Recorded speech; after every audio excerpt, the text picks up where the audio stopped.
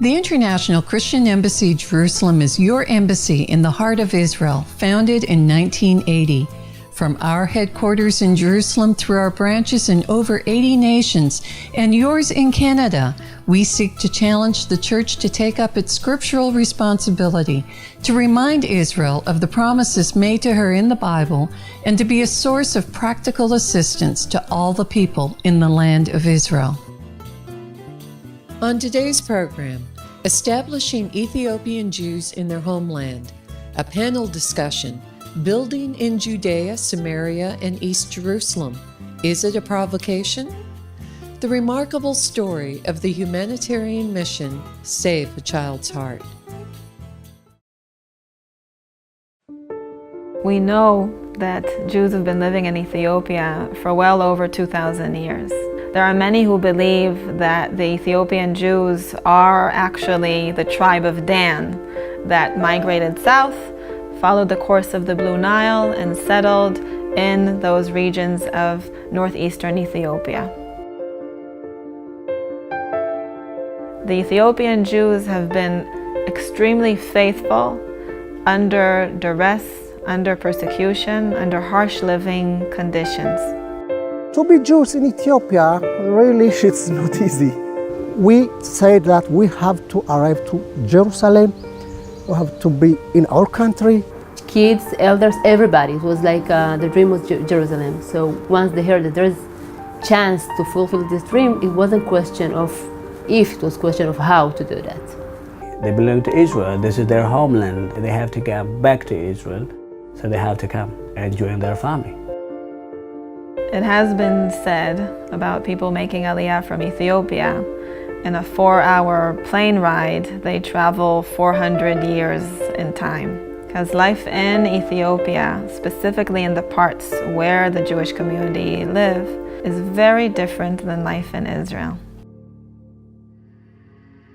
They come from remote village, come to the modern country, a very educational gap, cultural gap. They came from the rural world. They were farmers mostly, and it is hard for them to get into the modern Israeli society.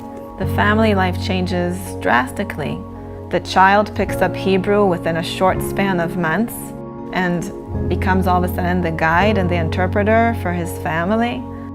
After 3 months, I could speak the Hebrew, the language. I wanted to prove myself as an Israeli like my other Israeli friends, so I speak only Hebrew, and immediately I forgot my mother tongue, Amharic, and after a few years I couldn't speak with my mother. I had no language to interact with my parents. You don't read, you don't write, nothing. That's the issue. So we need a lot of help. We need a lot of help. It's not just about making Aliyah, immigrating, arriving at Ben Gurion Airport and saying, "Hi, here I am, I'm starting my new life."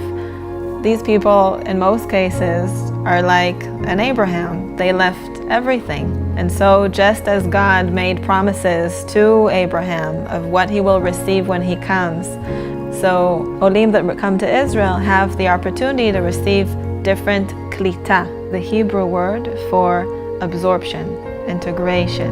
Someone who makes Aliyah, who immigrates, it doesn't stop there. They receive and they need assistance in becoming integrated into Israel.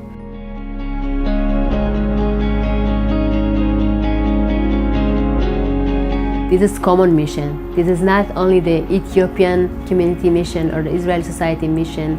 It's the common mission. It's interest of all of us to acting and to be care and to be part of it in order to make this happen.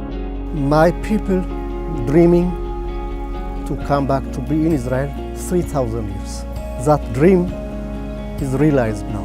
So we have to keep another 3,000 years for the next generation. And so we have to create a new leadership, to build a good family, to serve Israel. That's my dream.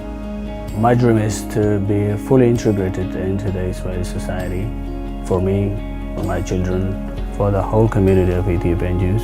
I'm very pleased and very happy to hear that there are many Christians who are helping right now in Ethiopia and in Israel. Assistance that is given by the Christian embassy to help in this integration and to give the mentoring and to give the special education assistance and to give the opportunity and to express this faith in the people and in their destiny here in Israel is something that is very needed and has a tremendous impact. To hear and Christians come to help the Jewish people. It's a dream, you know? How could it be? The Christian people come to help the Jewish people, the state of Israel. For me, it's really unimaginable. Deuteronomy chapter 14, verse 2. For you are a holy people to the Lord your God, and the Lord has chosen you to be a people for his own possession out of all the people who are on the face of the earth. Up next, a panel discussion on the question, is it a provocation to build in Judea and Samaria? Welcome to our panel discussion. We're talking about Israeli building expansions in Judea, Samaria, and East Jerusalem. Is it a provocation? It's often deemed to be. It's a hot button issue, and this is what we're discussing. And I'm going to start with you, Rod Hembry, who was with us, then Donna Hallbrook and Mark Vandermoss. Rod, take it away. Is it a provocation? Well, the provocation, that's an interesting word. And as I was looking at that, I thought about this. When I first went to Israel, actually back in 1991, I was there. I got stuck there because they were going to start the war for Iraq at that point, George Bush Sr. And it was interesting because they didn't have the walls and they didn't have the divisions, and there wasn't the building restrictions that there is today. Now, you go forward to today, and all of a sudden, there's these building questions that people are asking. They're talking about all these different things. And I thought about this, and I thought, you know, what is it that's the problem? But really, it's not the building. It's just that Israel is in the place. They want Israel out. The Palestinians do. Well, the Palestinians who desire them to be out.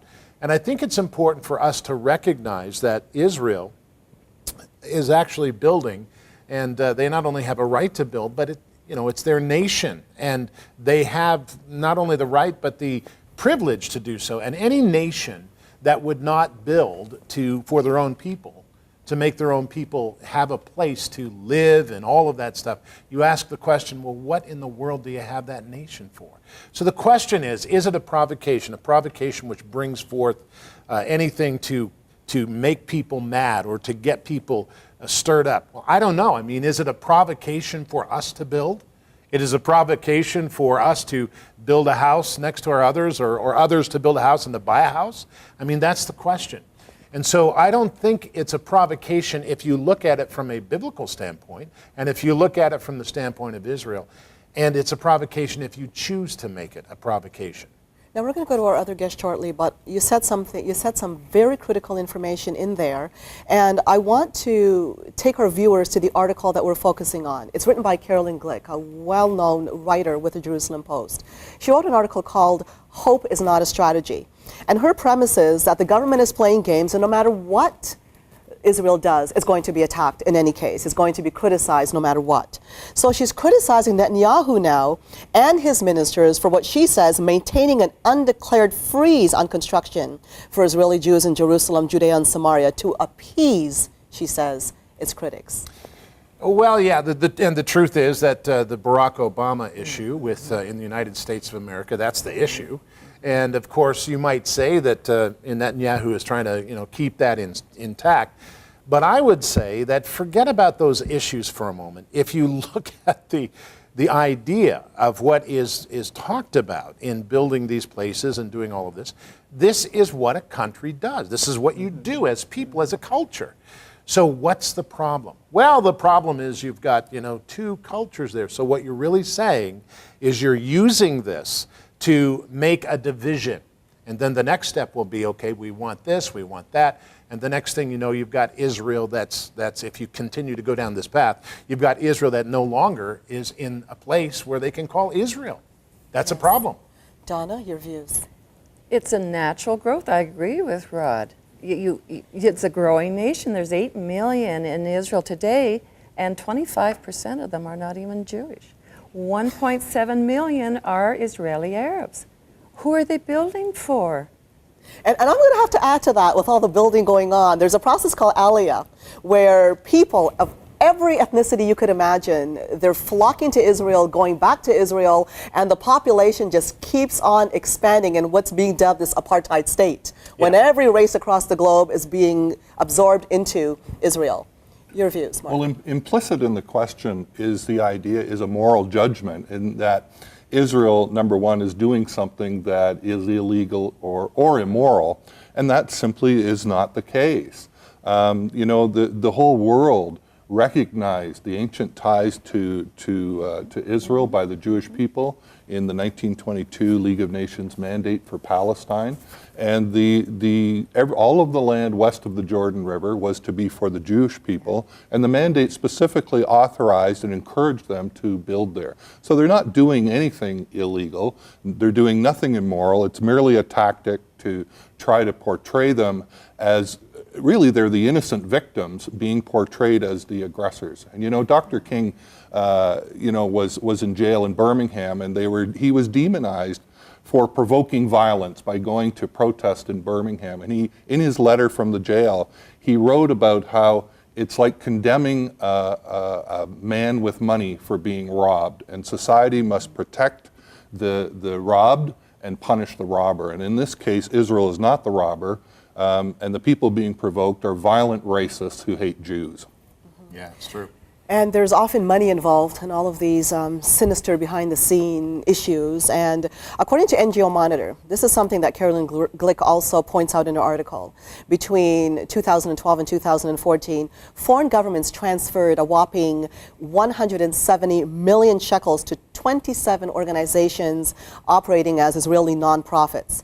Now, the foreign government funding comprised 65% of overall funding for these very highly critical, very anti-Israel groups. Now, since these groups are registered as nonprofits, she's saying the funds that they're receiving from the foreign governments are tax exempt, which translates into Israel taxpayers actually subsidizing these agents of foreign governments who are against the state of Israel. They're working against the leaders, against the state of Israel as a nation, and of course they're promoting BDS, IAW, and the like. So this is the kind of challenge that Israel faces, let alone building in Judea, Samaria, and East Jerusalem and being considered an act of provocation. I think if you look at this and you understand what's happening, you go back, you know, to 1948, you go back just before 48, and you look at it, and nobody wanted that country. At that time, they called it Palestine. Nobody really wanted it. It's a big sandbox. Nobody really wants it. But what happens is the Israelis, they become a nation, and they start to take this. They wash the sand. They do all kinds of things, and they begin to make a nation. And suddenly, out of the clear blue sky, there's these cultures, and these cultures are demanding, wait a minute, wait a minute, wait a minute. Well, what do you mean, wait a minute? You didn't want the country, you know, 20 years ago, or 40 years ago, or 68 years ago. Now you want the country. Because the Jews have it now. Yeah, they have it. Zionism brought in all of those Arabs in the region who were drawn by the prosperity that was. Yes. Well, you know, the thing that is ignored is that with the development of construction, 67% are done illegally by Palestinian Arabs. Wow. But you don't hear that side. That's a very important point to note. Yeah, bad for the news. You brought back 1948 that I think is very important to understand, because when the British partition plan came into being, and this is something that you look at in your work as well, Mark, when that British partition plan came into being, the Arabs, it was supposed to be a solution for Arab nationalism and Zionism. And the partition plan overwhelmingly favored the Arabs. And it was agreed upon by the Arab leaders. And here we have it, 1948, this tiny, tiny piece of land by comparison was attacked. Absolutely. And that was the two-state solution come and gone right there. Right there. And it's, you know, this reoccurs, keeps reoccurring. You know, everybody's trying to, you know, two-state solution and help the Arabs and help the Palestinians and help them all. But the truth is that God himself has designated this land, Israel, for his people. It is for his people. Now, I don't know what you have to do to go against God, but I don't want to be somebody who goes against God. And why do the nations rage? Psalm 2 says. Why do they rage? Because God laughs. And that's the end. The end of it is, you know, you're not going to go against God, are you? So that's the end of it. Any final quick word from the two of you? Okay, No, you're good, Donna? I'm good. Hey, we're all good. Okay. And on that note, I'd like to thank my panel very much. We're going to close. Matthew chapter 18, verse 4 and 5. Whosoever therefore shall humble himself as this little child, the same is greatest in the kingdom of heaven.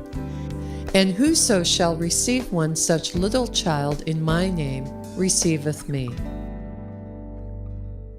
We are at Wolfson Hospital in Holland, just outside of Tel Aviv, and with me is Dr. Zion Hori. Sion, it's actually the Zion French or pronunciation. Zion Hori? I was born in Tunisia, so Zion is Okay. Sion. All right.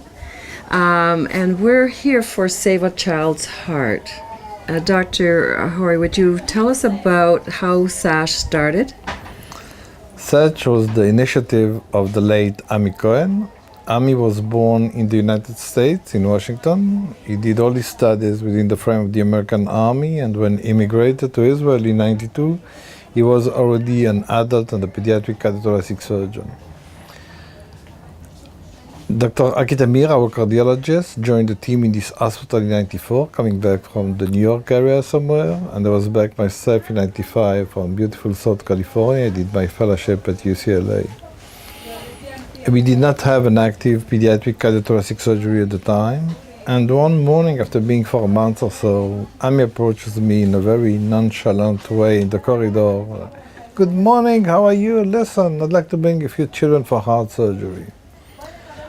I thought he was on drugs. But that's how we started. We brought 2 kids from Ethiopia. Amazingly enough, they survived us and went back home, so we brought 2 more.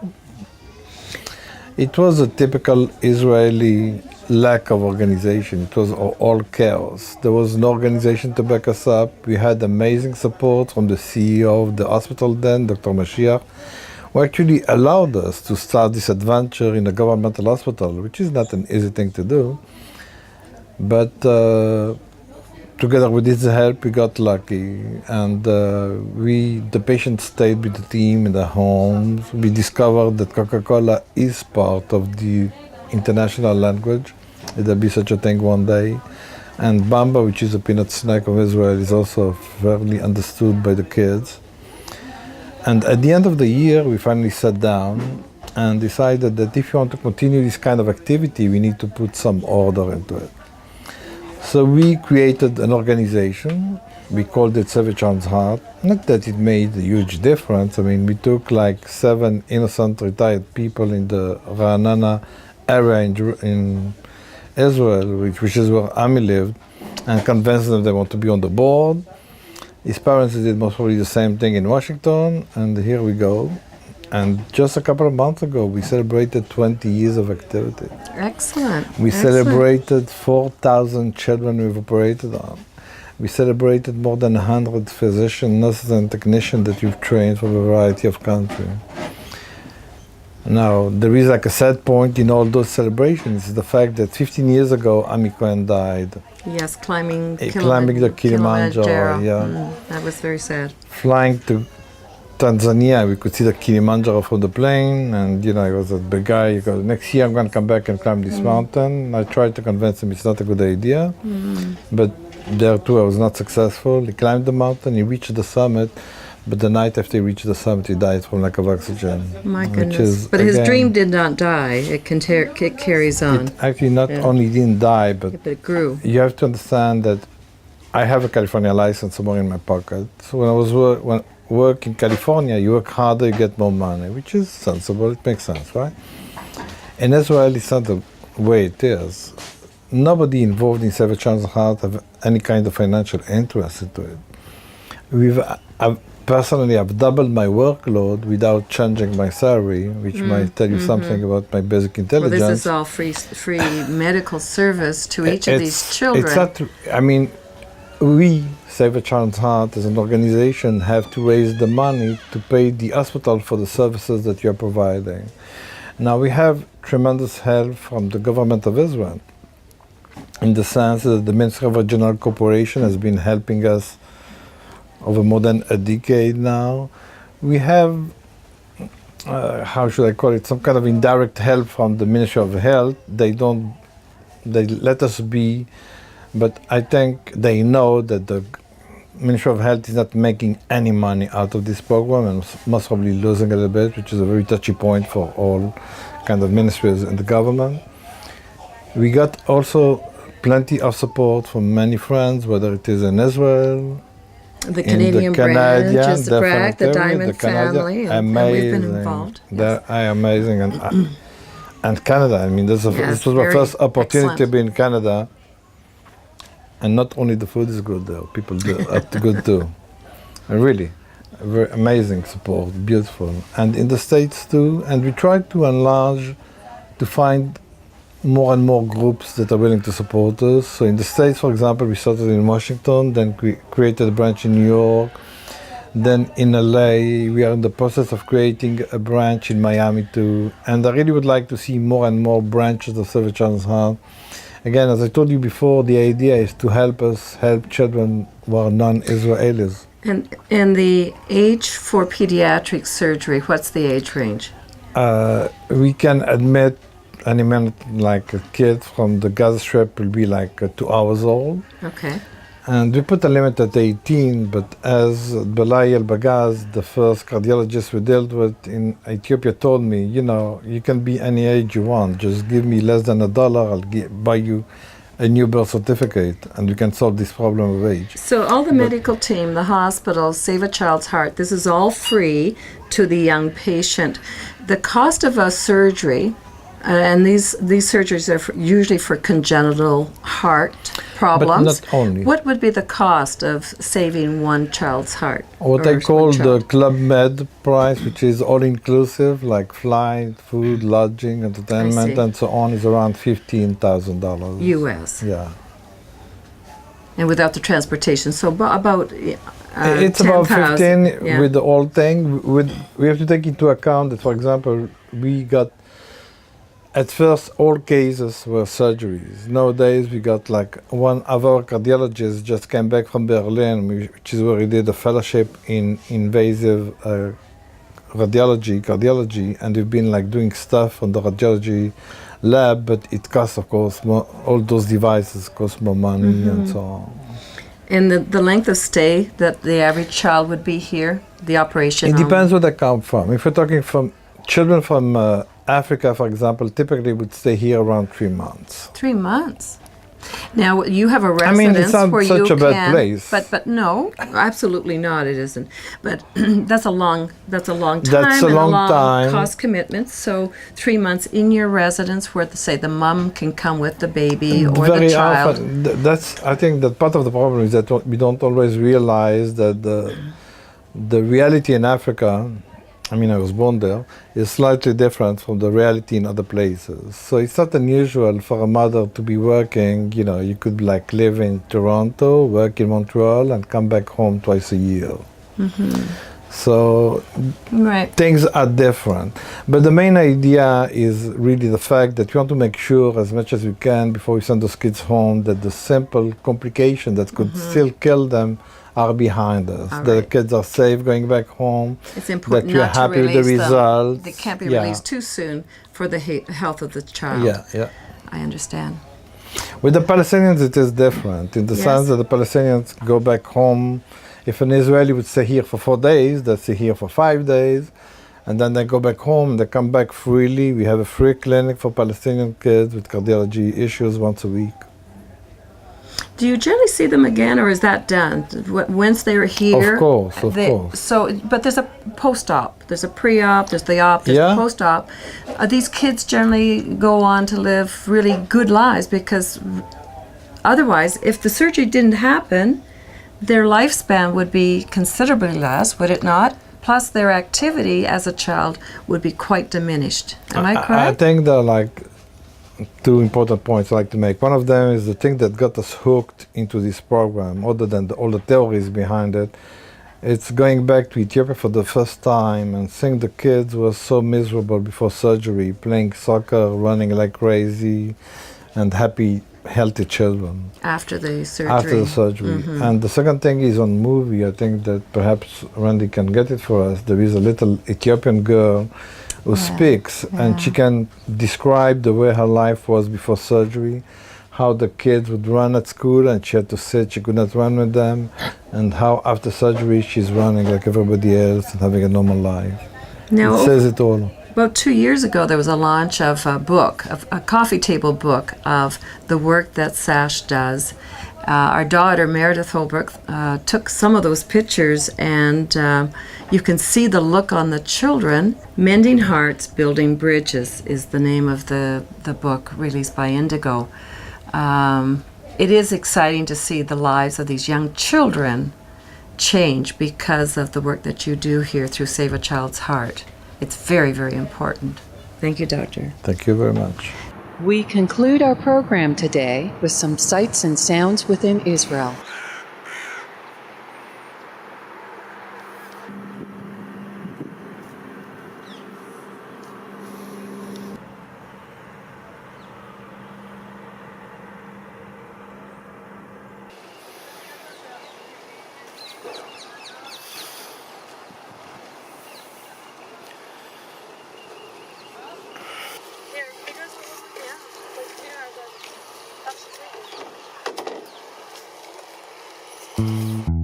In consideration of Canada's 150th birthday, please consider 150 ways to bless Israel through your Christian embassy, the ICEJ Canada. Consider becoming a $150 monthly donor. Plant 150 trees, 150 prayers for Israel. The opportunities are endless. Please contact us.